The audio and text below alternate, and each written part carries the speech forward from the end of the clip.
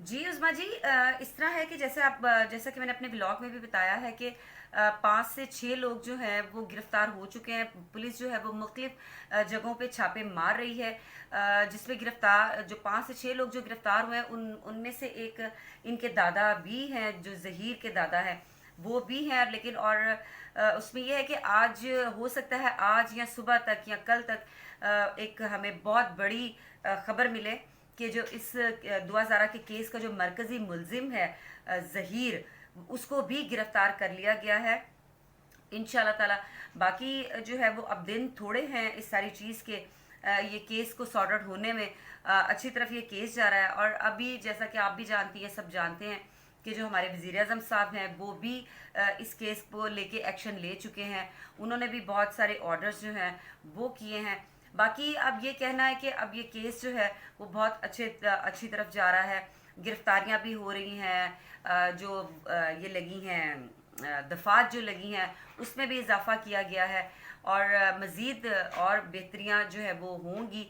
बाकी अब मैं यहाँ पे सिर्फ ये आपको कहना चाहूँगी उज़मा जी कि अब पूछना ये है उन झूठे और गंदे गलीज यूट्यूबर्स को कि अब वो अपना मुंह कहाँ छुपाएंगे। वो गंदे यूट्यूबर्स, वो गंदी गलीज यूट्यूबर जिसकी ना तो ज़बान अच्छी है ना उसके अल्फाज अच्छे हैं। उस्मा जी आप भी जानती हैं, हमारी सारी अवाम जानती है कि इन्होंने 2.5 महीने जो है वो किस तरह से अवाम को अजियत में रखा है, झूठ बोल बोल के। और अब आपको मैं एक और बात बताऊं कि कल इसने जो लाइव सेशन किया था उसके अंदर ये कल खुद मानी है कि नहीं नहीं, मैं तो शुरू से ये बात कह रही थी कि जी जो दुआ ज़ारा है वो अकेली नहीं आ सकती। ये तो मानने में बात आती नहीं थी। अभी सिर्फ झूठी को पूछने वाला हो कोई कि तुमने अपने कौन से व्लॉग में ये कहा है, तुम तो हमेशा झूठ बोलती रही हो, हमेशा तुमने झूठ बोला, कस्में झूठी खाई, तुमने जलालत करवाई। और आज जो तुम लोग दुआ ज़ारा के साथ करते रहे हो,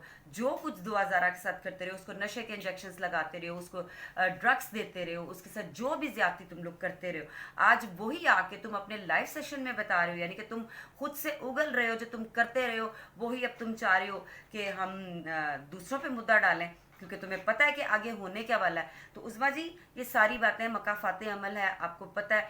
लेकिन आपने, मैंने, उज़मा जी, सब ने जो इस हक की राह पे चले हैं, जिन्होंने इस हक के रास्ते को नहीं छोड़ा और हकायक जो है वो अपनी आवाम के सामने बहुत ईमानदारी के साथ लेके आए हैं, हमने सिर्फ इज्जत कमाई। जिन्होंने इस हक के रास्ते को नहीं छोड़ा और हकायक जो है वो अपनी आवाम के सामने बहुत ईमानदारी के साथ लेके आए हैं, हमने सिर्फ इज्जत कमाई है, हमने सिर्फ नाम बनाया है।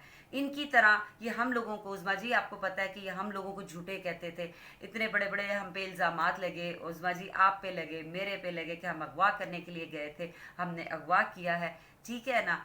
तो आप ये देखें। क्यों स्पेस का था? ये कैसे हो सकता है? जी उज़मा जी, लेकिन आपको, अब आपको भी पता है, हमें भी पता है, सबको पता है कि हमने उन इल्ज़ामात की कोई परवाह नहीं की और हम पूरी ईमानदारी से अपना काम करते रहे और जो भी हकायक थे वो हम ईमानदारी से अपनी वाम के सामने रखते रहे।